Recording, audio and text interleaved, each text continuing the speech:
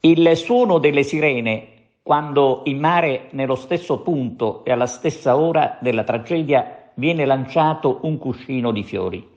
Così Lampedusa ha ricordato i 368 morti del naufragio avvenuto 10 anni fa.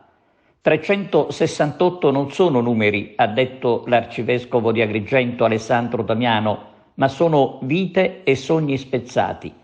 Oggi, ha aggiunto, è giorno del ricordo, non delle parole.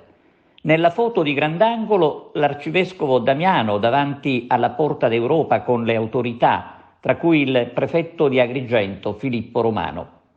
Dobbiamo imparare a lavorare tutti insieme, ha affermato il prefetto, scoprendo di essere uno Stato. Non esistono soluzioni semplici, ma bisogna affrontare i problemi con spirito costruttivo e con spirito di fratellanza. Lampedusa continua a dare lezione di umanità all'intera nazione, mentre l'Europa continua a guardare. Queste le parole del sindaco dell'isola Filippo Mannino, il quale, rivolto ai tanti giovani presenti, ha detto: «È bellissimo vedervi qui per ricordare i morti in mare». E nel giorno del ricordo ci sono stati purtroppo altri sbarchi.